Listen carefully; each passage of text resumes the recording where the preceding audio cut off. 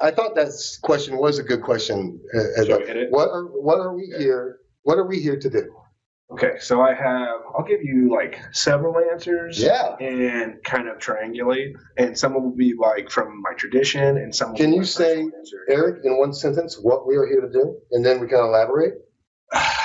Yes. Okay.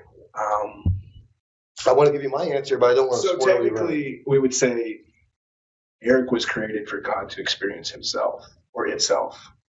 So that was what God wanted to do. Yeah. What are you here to do? Oh, my peripheral. Yeah, what are you here? Okay, okay. Yeah, you're right. We all are here for God to experience Himself in infinite ways. Yes. That's why we're all here, because we're all a reflection of God. But anyway, well, and actually, I remember this is a saying they used to say in Christianity. From what I remember, it's like God created the world for His glory or something, and that's actually pretty much the same thing as what I just said. Wrong. Okay. Yeah. Okay. Yeah. So I think that actually, hopefully, is similar. So in general, there's like, so for example, in my tradition, there's two goals: liberation and enjoyment. Huh. So we're here to enjoy each other, Yeah. enjoy like the fruits of life, but also be liberated from it in a sense that we're not clinging attached to anything, which really just makes you dysfunctional and unenjoying things. Does that kind of make sense? Yeah. So, You take value off of things, kind of like a minimalist would take value off of objects. And that's a little more really Alan Wattsy. You're right. Yeah. It's not to attach yourself to things, but be joyful in the present moment. Yeah, correct. And skillful. I mean, more like skillfully able to help others, whatever it is, provide for yourself, any of the possible things. Serve the requirements of the body because it has needs, obviously, food, water, all these things. And then also, just everything in your life.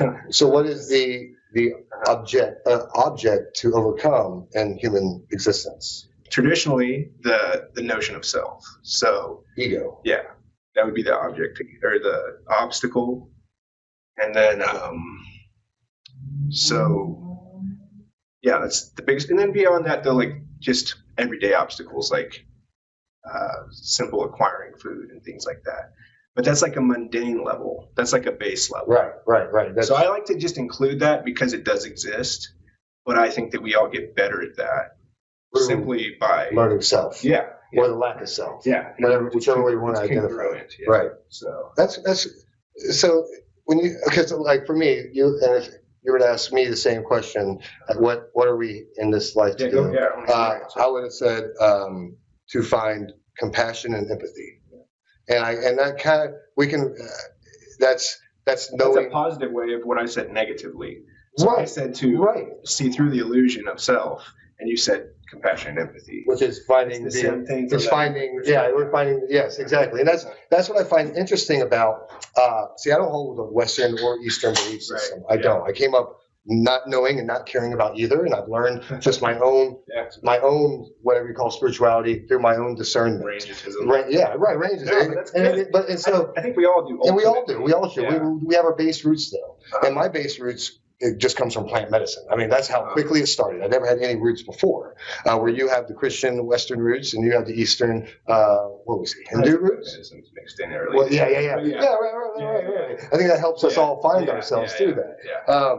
So I find it interesting that, there is in the Eastern concept, you would be more of the negative words mean the same thing. Not in a negativity. Not negativity, but negation. The tighter the string. Not this. Yeah, not this. To find to clear away from what is. Right. Pushing away the bad to find the good. Yes. Yeah. Right. Yeah. I have a question because you said your path is plant medicine, but I've listened to some of your shows. Yeah. And I know that, and I've talked to you obviously. In some way, though, life itself has had such an impact on you, just because I know you've had these, and I think we all have had these kind of breakthroughs. We're talking about my personal. Yeah, where it's like if you hadn't gone through that, what would the plants have had to work with in those moments? Right, nothing. So yeah. Right. Yeah. So I would say my And people can go back and watch those Right, episodes. right. So I So- don't want you to rehash it. So but, maybe like, not religiously, but mine's experience is situationally rooted on, and I learned a lot of, but I didn't learn the lessons of my life until plant medicine, and then I was able to go back through retrospect and find myself. Because I was not the same person. I wasn't even the same person last time you saw me. Yeah. You know, and it's just I've gone through a very, very